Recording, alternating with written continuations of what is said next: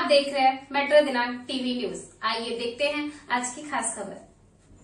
Ward क्रमांक 42 में धनश्री वैभव भरटकर का प्रचार जोर शोर में। प्रेस कॉन्फ्रेंस में वैभव भरटकर ने विरोधियों पर साधा निशाना। मुंबई वार्ड क्रमांक 42 से शिवसेना भाजपा आरपीआई महायुति के अधिकृत उम्मीदवार धनश्री वैभव भरटकर का चुनावी प्रचार इन दिनों बड़े जोर शोर से जारी है और पूरे वार्ड में उनका जनसंपर्क अभियान लगातार गति पकड़ता जा रहा है। इसी बीच शिवसेना विभाग प्रमुख वैभव भरटकर ने एक प्रेस कॉन्फ्रेंस का आयोजन किया, जिसमें विभिन्न चैनलों के पत्रकारों ने उनसे कई अहम सवाल पूछे। भरटकर ने सभी सवालों के जवाब बेहद विनम्रता और सहजता के साथ दिए। प्रेस कॉन्फ्रेंस के दौरान उन्होंने महायुति सरकार के कामकाज की जमकर प्रशंसा की और कहा कि सरकार ने आम जनता के हित में कई महत्वपूर्ण फैसले लिए हैं, जिनका सीधा लाभ लोगों तक पहुंचा है। इसके साथ ही उन्होंने विरोधियों की नाकाम कोशिशों और उनके कथित काले कारनामों को भी सामने रखते हुए कहा कि जनता सब कुछ समझ चुकी है और झूठे आरोपों में आने वाली नहीं है। चुनाव प्रचार के दौरान धनश्री भरटकर के साथ भाजपा त्रिवेणी नगर मंडल की अध्यक्षा भारती बेंडे, महामंत्री मंजू तिवारी, वार्ड अध्यक्ष सुनील पाल, मंडल महामंत्री अखिलेश पांडे, भाजपा नेता सुधीर राउत सहित महायुति दलों के सैकड़ों पदाधिकारी सक्रिय रूप से मैदान में उतरे हुए हैं और उनके साथ बड़ी संख्या में स्थानीय नागरिक भी प्रचार में शामिल होकर अपना समर्थन जता रहे हैं। प्रेस कॉन्फ्रेंस में भरटकर ने दावा करते हुए कहा कि वार्ड क्रमांक 42 की जनता इस बार पहले चुनाव की तुलना में कहीं ज्यादा समर्थन दे रही है और उन्हें पूरा विश्वास है कि आने वाली 15 तारीख को जनता धनुष बाण के निशान पर मोहर लगाकर भारी मतों से धनश्री भरटकर को विजयी बनाएगी। अब आइए देखते हैं मेट्रो दिनांक टीवी न्यूज पर इस प्रेस कॉन्फ्रेंस के दौरान उपस्थित लोगों ने क्या कुछ कहा, इस रिपोर्ट। भरटकर साहब, क्या कुछ कहेंगे जिस तरह से आप अभी चुनावी मैदान में एकदम तेज तरह से उतर चुके हैं धनश्री भरटकर के प्रचार में, क्या कुछ कहेंगे जिस तरह से आप सभी पत्रकार बंधुओं को बुलाया है? सबसे पहले सभी पत्रकार समाज की तरफ से आपको बहुत बहुत शुभेच्छा, बहुत बहुत शुक्रिया आप सबका प्यार, आप सबका आशीर्वाद ऐसे बना रहे जी। क्या कहेंगे जिस तरह से कैसी तैयारी चल रही, कैसा प्रचार चल रहा, उसके तौर से जानकारी? आप सबने देखा है, मैंने देखा है, लोगों ने देखा है। 15 साल से अपने आप को जनता के लिए झोंक देकर काम कर रहा हूँ। जेल में गया, लोगों के लिए गया, संघर्ष किया, आंदोलन किए, पानी दिया, शौचालय दिए, यहाँ पर अंबेडकर भवन बनाए, रास्ता बनाने की कोशिश किया और लोगों के सुख दुख में हर चीज़ में वैभव भरटकर एक छोटा कार्यकर्ता बल्कि लोगों के साथ में मैं खड़ा रहा। उसके उन्होंने मेरी सेवा देखी। 2017 में वार्ड महिला हुआ, धनश्री जी को जीता है। आज देखिए फिर से माहौल ऐसा है, फिर से महिला वार्ड हो गया। आज फिर से धनश्री हमारी खड़ी है और आप सबका प्यार, आप सबका आशीर्वाद उनके पीछे है और हमें ये 100% गारंटी है कि लोग हमारे काम को सराहेंगे। हमने जो 15 साल में लोगों के लिए काम किए हैं, पिछले 5 साल में धनश्री ने जो नगर सेविका बनकर काम किए हैं, शौचालय बनाए, नाले बनाए, रास्ते बनाए, गार्डन बनाए, फायर स्टेशन बनाया है, आपके बाजू में अपना दवाखाना बनाया है। कामों के हम लोग काम दिखा के वोट मांग रहे हैं। हमने खाली ऐसा नहीं कहा कि आज मैं एक उम्मीदवार हूँ, मेरे पीछे कोई नेता है तो मेरे को वोट करो। हम काम किए, हमने संघर्ष किया, हर काम के लिए आंदोलन, मोर्चे, हर चीज़ मैंने किया है। इसकी वजह से आज हम लोग लोगों के सामने जा रहे हैं। साहब, जाहिर घोषणा आपने क्या किया, कौन कौन से आगे काम करने वाले आपकी पार्टी क्या करना, उसके बारे में थोड़ा सा जानिए। सादे और सिंपल बात, लोगों को पूरा एफिडेविट पढ़ने को किसी को टाइम नहीं रहता है। सब्जेक्ट सीधा है। आज हम लोगों ने 5 साल पहले मैंने मेरे लोगों को, मेरा कार्यकाल एक ही बात था कि मूलभूत सुविधाएं को आपको देने के लिए जो लगेगा मैं सब करूंगा। आज पूरे हमारे विभाग में लोग पहले खुले शौचालय में जाते थे, पानी के लिए 2-2 किलोमीटर नीचे आते थे, वहाँ पे कोई बैठने के लिए लोगों को जगह नहीं थी, कार्यक्रम नहीं हो सकते थे, रास्ते अंधेरे थे। आज हमने सोलर लाइट्स लगाए, रास्तों में उजाला किया, शौचालय बनाए, गंदगी दूर की। हमने यहाँ पर आकर पानी की लाइन्स दी, लोगों के दरवाजे में आज पानी है। ये मैंने 5 साल पहले जब हम लोग 2017 में चुनाव लड़ रहे थे तब मैंने कहा था मैं झूठा कमिटमेंट करने वालों में से नहीं हूँ कि मैं आपको घर दे दूंगा, मैं आपको बिल्डिंग की चाबी बांटने आ रहा हूँ, मैं ही घर देने वाला हूँ। ये सब झूठा काम मैं कभी नहीं करता। किंतु आज महाराष्ट्र शासन में, विधानसभा में मुख्यमंत्री, उप मुख्यमंत्री एकनाथ शिंदे साहब ने नगर विकास मंत्री के तहत उन्होंने 25,000 घर प्रधानमंत्री शहरी आवास योजना के तहत संजय गांधी राष्ट्रीय उद्यान और वन विभाग के लोगों को, आदिवासियों को देने का जो कमिटमेंट किया है, यही सबसे बड़ा कमिटमेंट है। क्योंकि पिछले 25-30 सालों से ये झोपड़पट्टी जब से उद्ध्वस्त हुई, कई सारे नेताओं ने इन लोगों का फ़ायदा उठाया। अगर आप अपने घर से चपाती और भाजी बांध कर लेके आओ, आप अपने घर से रोटी लेके आओ, मेरे लिए चिल्लाओ, मुझे नेता बनाओ। लोगों ने नेता बनाया, कुछ किया, लोगों को कुछ मिला नहीं। अंधेरा दूर करने के लिए 2017 का समय आया तो वहाँ जाकर जब धनश्री बनी तब ये सारी सुविधाएं हम लोगों ने लोगों को देने का वादा किया था और वो वादा हमने पूरा किया। ऐसे मुद्दाएं हैं जो संगीन है, आज उसी के लिए प्रेस कॉन्फ्रेंस रखी है। कहीं न कहीं आपके दिलों में जो दुखपन है वो कहीं न कहीं उसको आप उजागर करना चाह रहे हैं, उस पर क्या कहना चाहेंगे? बोलिए। देखिए, दिल में कोई दुख नहीं है। संबंध विषय से ऐसा है कि राजनीति को राजनीतिक तरीके से सबको करना चाहिए। आप चुनाव के मैदान में, हम चुनाव के मैदान में, आप अपने पार्टी के लिए बोलो, हम अपनी पार्टी के लिए बोलेंगे। हमसे जो अच्छे काम हुए हम लोगों के सामने रखेंगे, आपके अच्छे काम करने वाला आप लोगों के सामने रखो। और आदर्श आचार संहिता में ऐसा लिखा गया है कि कोई भी किसी के ऊपर व्यक्तिगत टिप्पणी करना गलत है, वो आचार संहिता का भंग है।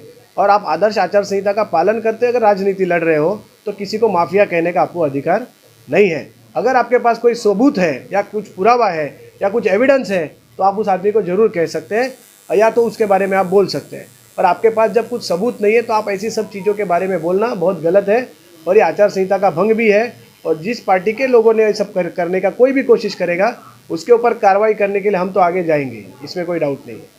मगर दादा, जिस तरह से आप राज ठाकरे और आदित्य ठाकरे ने एक घोषणा की है कि अगर बीएमसी में हाई स्कूल जब हमारी सरकार आएगी हाई स्कूल शिक्षा दी जाएगी, 100 यूनिट लाइट फ्री हो जाएगी, इस तरह का, और पानी फ्री हो जाएगा, इस तरह की घोषणा आप कहाँ तक उस पर आप? देखिए, जब मुझे मालूम है, मैं वहाँ पर पहुँचने वाला नहीं हूँ। जब मुझे मालूम है ये सफ़र 100 मील का है और मैं ज़्यादा से ज़्यादा 2 मील तक चल पाऊँगा, तो मुझे बोलने में क्या जाता है कि मैं उधर पहुँचता तो मैं चांद को उतार के ज़मीन पे रख देता।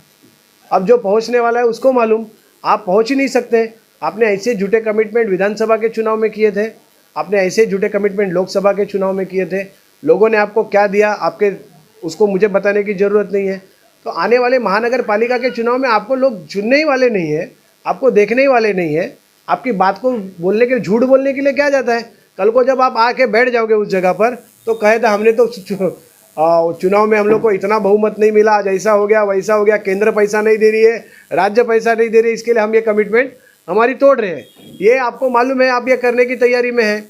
तो आपके बस की जो बातें हैं उसके ऊपर आप बोलो कि 25 साल हमने मुंबई महानगर पालिका में निकाले, 25 साल में हमने मुंबई करो को ये दिए, 25 साल में हम लोग ने ये दिया और ये हमने दिया हुआ चीज़ें हम आपके सामने रख रहे हैं।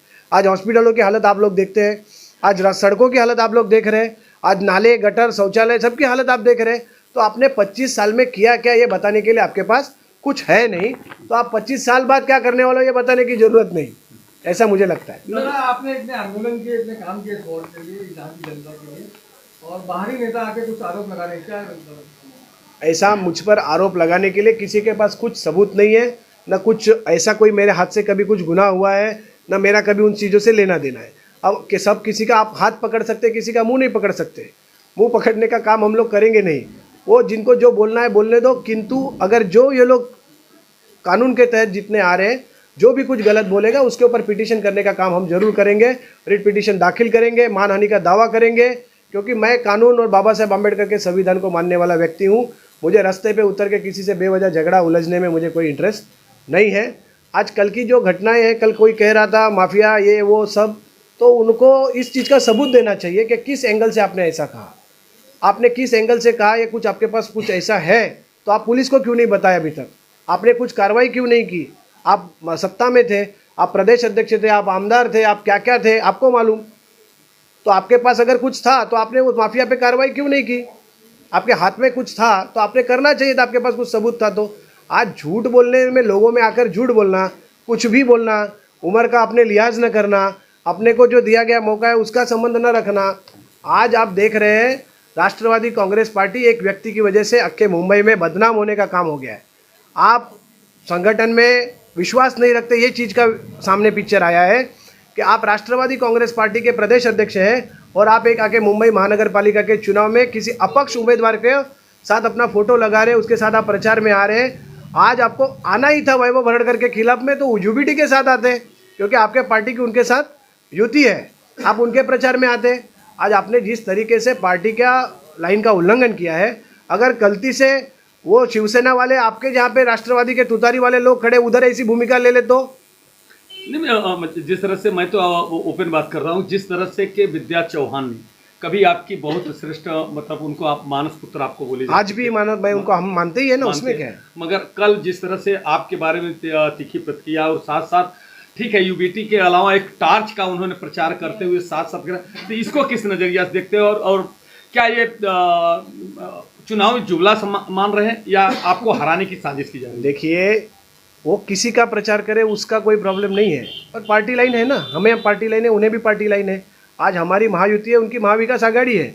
आपको मेरा कहना इतना ही है कि आप एक पार्टी के इतने बड़े लेवल पे आकर इतने नीचे छोटा काम कर रहे हैं, अगर गलती से वो शिवसेना के जो यूबीटी के कार्यकर्ता हैं उनके दिल में ये बात लग गई और उन्होंने अलग जगह राष्ट्रवादी जहाँ खड़ी है वहाँ पे ऐसा विरोध करना इसी विधानसभा में शुरू किया, तो नुकसान किसका होगा?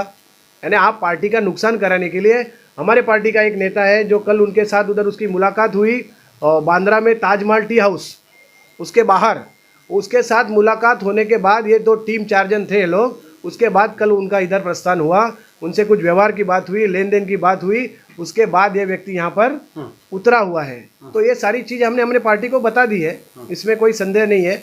और उनके प्रचार करने से हमारा कोई नुकसान नहीं होता है। हम विकास के मुद्दों को उन्हें देखा है, वैभव भरड़कर क्या कर सकता है, इन्होंने ये क्या कर सकते हैं।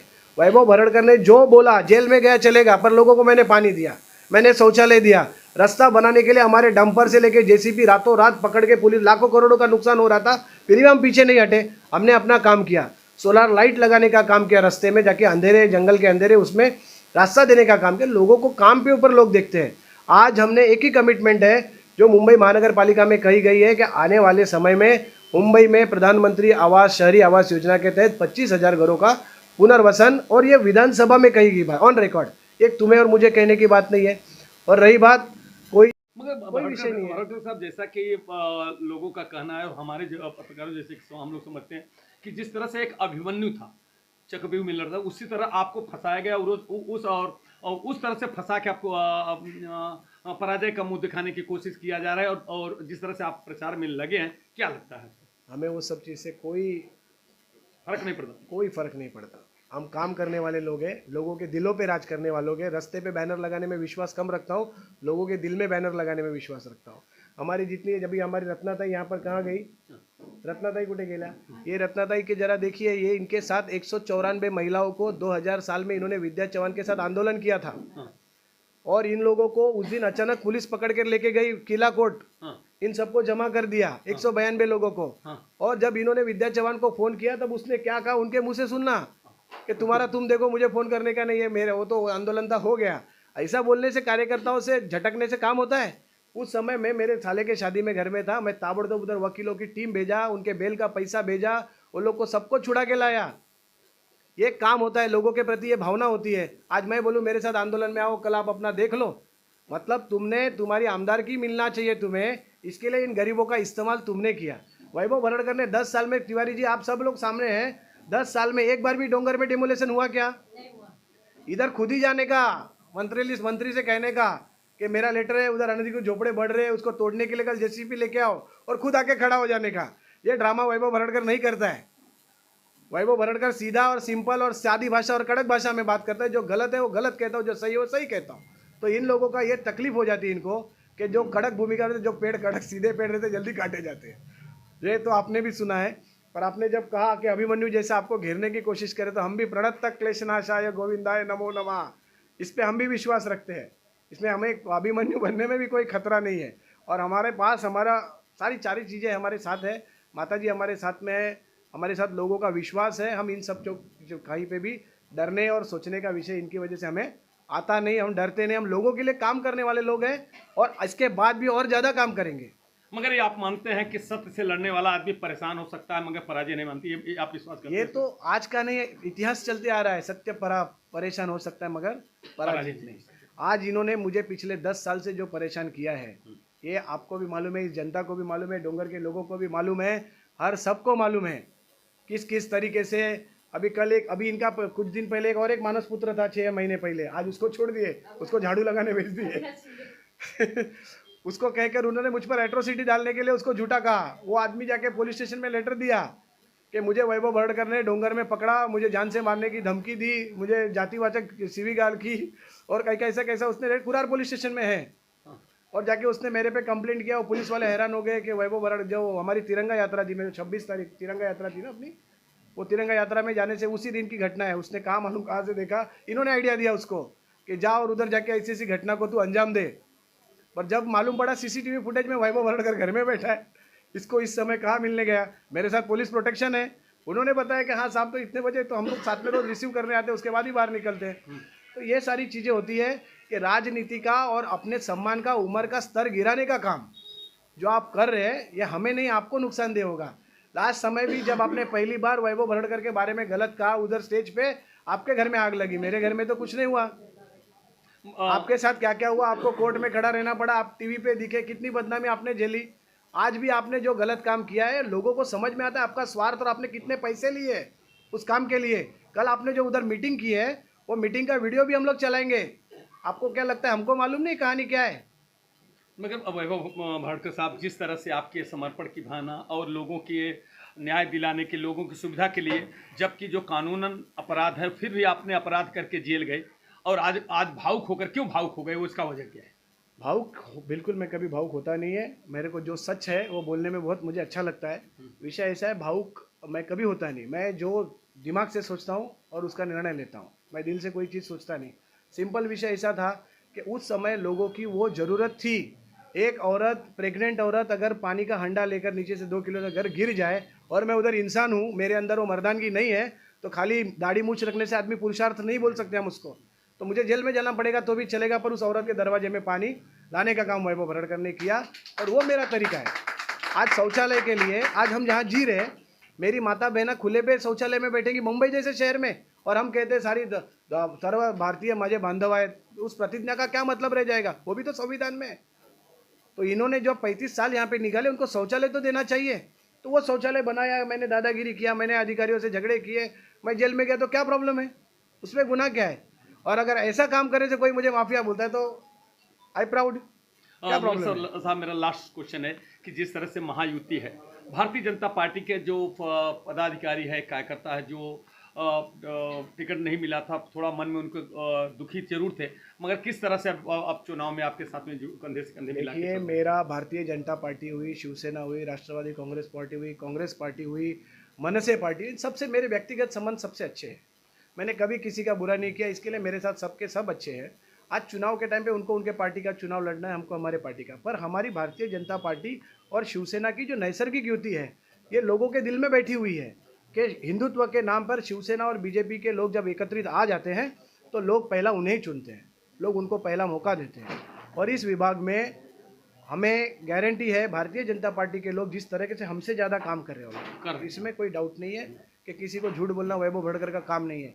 हमारी वो भारतीताई भेंडे हुई, सुधीर राउत जी हुए, वो हमारा वार्ड अध्यक्ष पाल नया छोकरा है वो हुए, ज्ञानमूर्ति शर्मा जी, वो हमारा युवराज बंसोड़े जी, ये सब गली गली में घूमकर हमारे लिए काम कर रहे हैं या अपनी पार्टी के लिए, महायुति के लिए काम कर रहे, युति धर्म निभा रहे। ये हमारी एकता है। और सामने देखो अभी से विसंगति है। Bharatiya Janata party, Shiv Sena, Republican party तीनों यूनाइट होकर काम कर रहे हैं और ये लोग अभी से डिवाइड हो गए हैं। तो इनका भविष्य क्या है मुझे बोलने की जरूरत नहीं है। लास्ट ये मेरा क्वेश्चन ये है कि अपने पूरे मतदाताओं को, जो वार्ड क्रमांक 42 है, उनको क्या एक संदेश के रूप में क्या आह्वान करते हैं? देखिए, मैंने धनश्री के माध्यम से नगर सेवक बोल के अगर आप हम लोग को देखते हैं, शिवसेना का विभाग प्रमुख बोलकर मुझे देखते हैं, तो हमने कभी जाति, धर्म, प्रांत, इन सब चीज़ों में कभी अपना समय गंवाया नहीं है। हमने केवल विकास, लोगों का भला, लोगों की भावनाएं, उनको कैसे हम सशक्त करा सके, इन सब चीज़ों की तरफ हमने ध्यान दिया है। और हमारे अंदर जरा भी ये नहीं, हम ओरिजिनल भरड़कर कंपनी है, हम डुप्लीकेट भरड़कर कंपनी नहीं है। ब्रांड है कि नहीं? ब्रांड कैसे बन सकता है? एक सामान्य आदमी ठाकरे ब्रांड है तो भरड़कर ब्रांड हो सकता है? कोई ब्रांड नहीं, एक कार्यकर्ता है। वैभव भरड़कर एकनाथ शिंदे साहब का एक छोटा कार्यकर्ता है और शिंदे साहब के नेतृत्व में काम करता है, लोगों को न्याय दिलाता है। और यहाँ से लेके किसी का पूना में काम हो, सोलापुर में हो, सांगली में हो, यूपी में हो, हर चीज़ को शिंदे साहब ने मदद किया है और लोगों का काम किया है। इस काम के ऊपर हम लोग सामने जा रहे हैं। हम इनके जैसे ढकोसलाबाजी में इंटरेस्ट नहीं रखते।